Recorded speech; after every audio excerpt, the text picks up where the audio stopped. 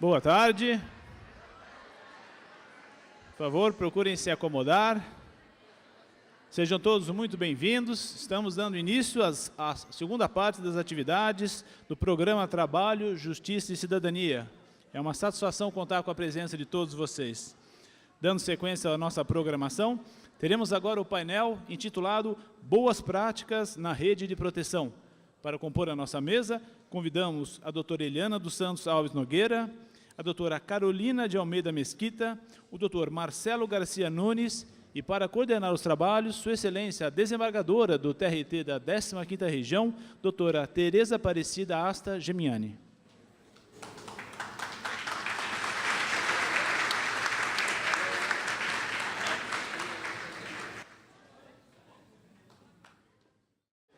Boa tarde a todos.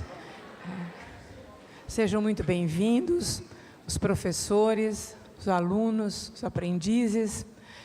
Cumprimento meus colegas de mesa, doutora Carolina de Almeida Mesquita, procuradora do Trabalho da Procuradoria Regional do Trabalho da 15ª Região, doutora Eliana dos Santos Alves Nogueira, juíza do Trabalho do TRT da 15ª Região, e doutor Marcelo Garcia Nunes, juiz do Trabalho do TRT da 15ª Região.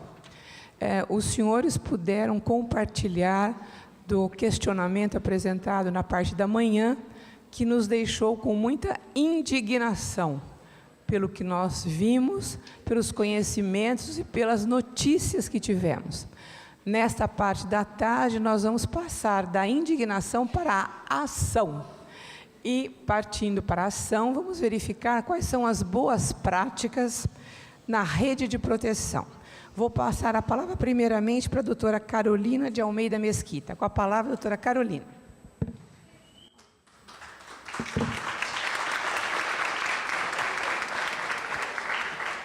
Boa tarde a todos. Eu sou Carolina, eu sou procuradora do Trabalho no Ministério Público do Trabalho em São José dos Campos. Então, nós atuamos em toda essa região aqui do Vale do Paraíba e o litoral norte. Eu vou já pedir desculpas porque eu vou ter que sair um pouquinho antes, vou falar só 15 minutinhos porque eu tenho uma audiência pública lá em São José, então vou falar um pouco sobre as práticas do nosso MPT aqui na região e vou ter que me retirar. E os colegas certamente vão poder complementar depois, eventualmente, alguma outra informação, dúvidas que vocês tenham no final aqui das palestras.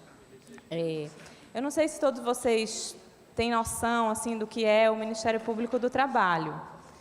O que é que um procurador do trabalho, como que ele atua, né? Nós aqui estamos em procuradores e em juízes do trabalho. O Ministério Público do Trabalho, ele atua muito firmemente, de uma forma extrajudicial, ou seja, antes de ajuizar ações na Justiça, a gente tenta extrajudicialmente, através, inclusive, de promoções sociais, de atos promocionais, combater diversas formas de trabalho infantil, trabalho escravo, a gente combate a questão a gente atua na prevenção dos acidentes de trabalho. E nessa parte do trabalho infantil, nós temos diversos projetos, Eu vou destacar um projeto que inclusive o município de Aparecida aderiu.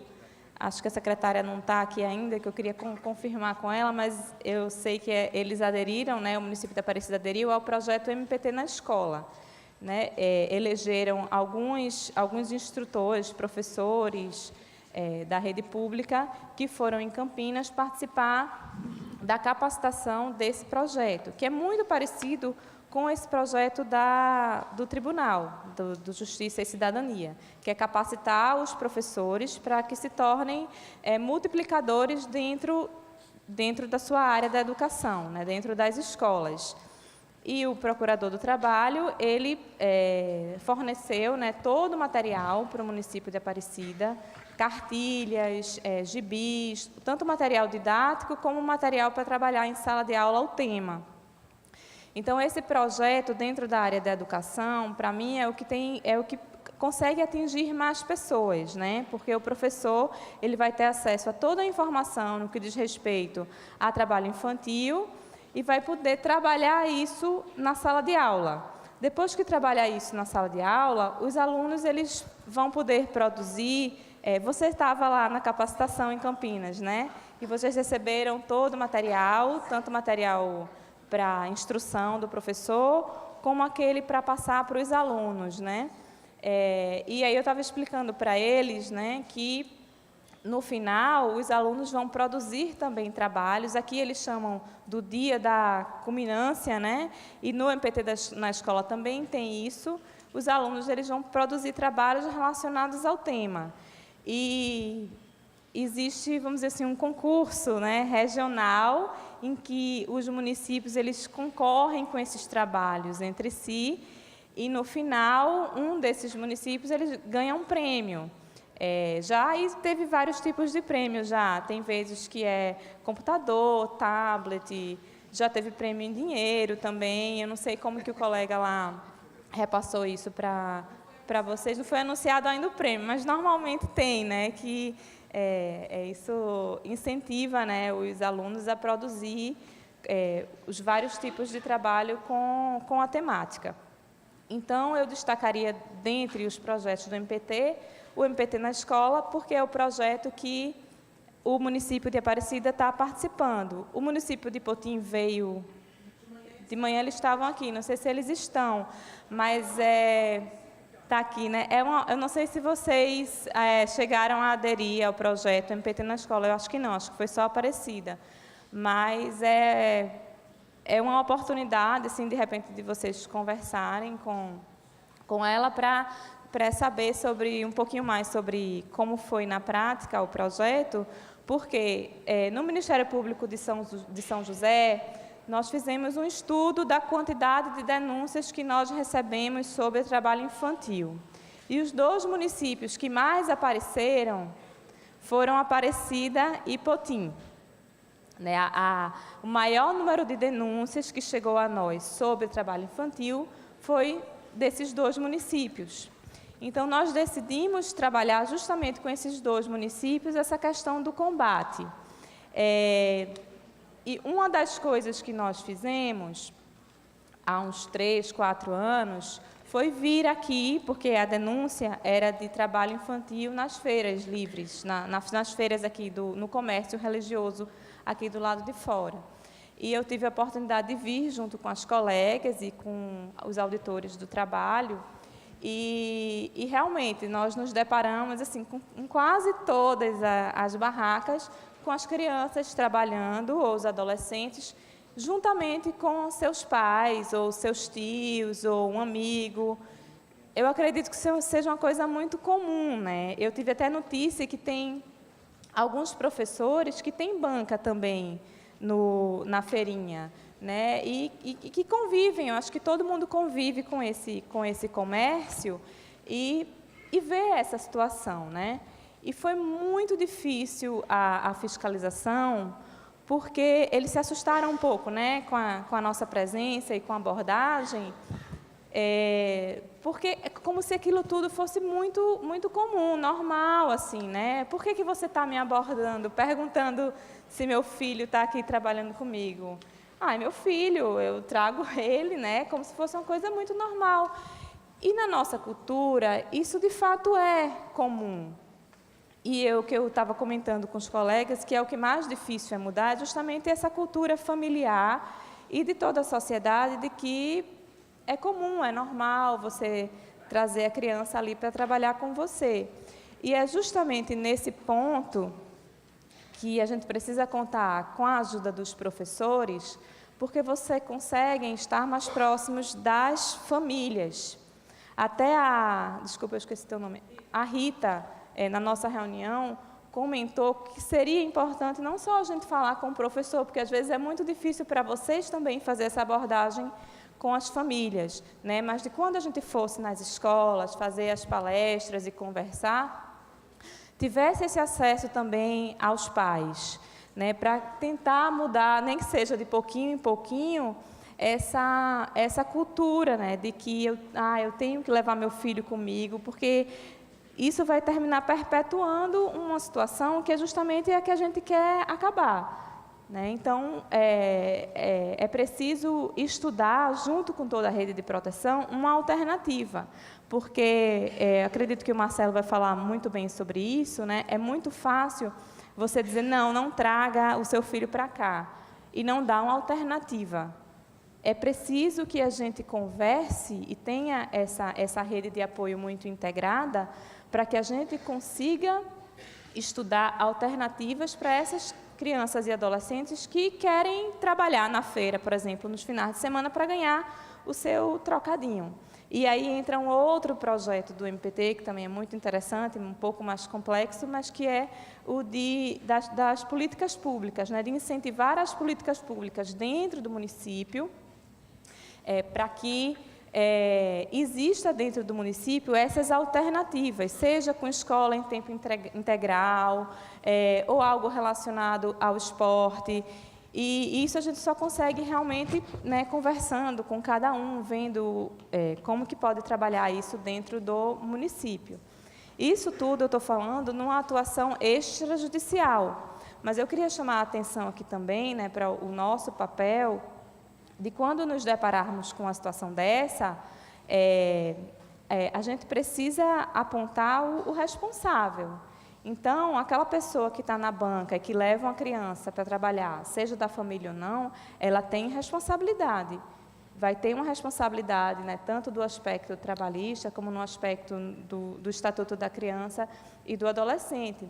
Eu já chamei muitos pais e empresários e pequenos empresários para uma reunião, uma audiência no Ministério Público, para conversar com eles sobre essas responsabilidades, porque quando o Ministério Público não consegue resolver, fazendo um acordo ali com essas pessoas, não, olha, você não é proibido esse trabalho, a gente tem a possibilidade de ajuizar ações em face das empresas ou da pessoa física que insiste em continuar com crianças e adolescentes ali trabalhando para ele. Então, é importante que cada um tenha consciência também da sua responsabilidade, porque a gente, como órgão de proteção à criança, a gente tenta fazer todo esse trabalho social, né, que antecede a uma eventual ação judicial, mas é importante que vocês saibam que existe também essa possibilidade de ação judicial, tanto contra o município, para cobrar do município políticas públicas relacionadas ao trabalho infantil, como das pessoas que submetem as crianças ao trabalho infantil. Então, a gente tem o nosso foco nesse aspecto, na atuação fora da justiça, mas, se for necessário, a gente vai atrás do responsável, né? Inclusive, já houve casos de condenação de município para implementar políticas públicas, de condenação de grandes empresas por submeterem trabalhadores, crianças e adolescentes ao trabalho infantil, com condenações altas de dano moral. Então, é importante que cada um tenha dentro de si essa noção da responsabilidade. Então, assim, basicamente, a atuação do MPT é nesse fomento, né, de implementação desses projetos, e aí a gente conta, né, com a boa vontade dos professores para encampar, principalmente esse do MPT da escola. Eu não sei se você já repassou para eles, se já teve a oportunidade para a gente ver como é que é. Qual o coordenador geral, né? Porque a ideia é que o coordenador geral, que teve acesso a essas informações, seja o agente multiplicador dentro das escolas, para que isso chegue aos alunos e os alunos se sintam incentivados para produzir os trabalhos, né, relacionados ao tema e concorrer depois a provavelmente um prêmio que vai ter dentro do projeto MPT na escola. Então, eu queria destacar esses dois projetos, MPT na escola e o da políticas públicas, para que vocês tenham noção de como o Ministério Público atua. E também que vocês tenham ciência, além do Disque 100, que vocês podem denunciar, vocês podem denunciar também diretamente trabalho infantil no Ministério Público lá de São José, ou da PRT 15, né, da 15ª região, porque a gente tem o dever de procurar saber, de investigar esse caso que chega a nós. Nós vamos investigar através de diligências, ou vamos acionar o Conselho Tutelar, ou vamos acionar o auditor fiscal do trabalho, para que a gente chegue naquele foco do trabalho infantil e veja o que é que pode ser feito ali extrajudicialmente, né? Ou seja, antes de ajuizar uma ação. E ver em que aspecto, né, em que situação está inserida aquela criança, né? Porque, como eu falei inicialmente, não tem como, assim, só a gente responsabilizar o pai ou a escola. A gente precisa acionar toda a rede de proteção e conseguir fornecer uma alternativa para aquela criança e adolescente. Para a gente chegar nessa alternativa, a gente precisa que todos vocês contribuam com ideias, entendeu? Porque vocês estão próximas desses alunos, aqui em Aparecida ou lá em Potim. Né? O que é que poderia ser uma alternativa? Né? O que é que poderia ser feito?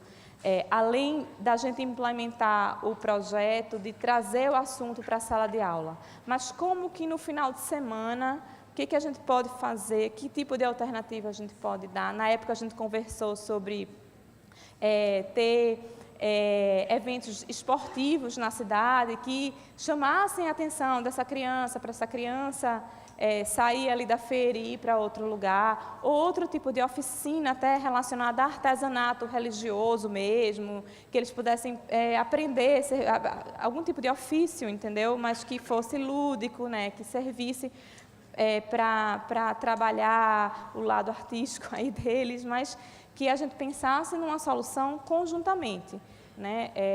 O MPT, juntamente com os juízes do trabalho, o tribunal, tem excelentes práticas nesse sentido, mas não tem como a gente implementar os projetos sem pensar nessa alternativa. E aí eu vou deixar essa questão para vocês, para os meus colegas que vão falar, né, para a gente refletir um pouco sobre esse aspecto.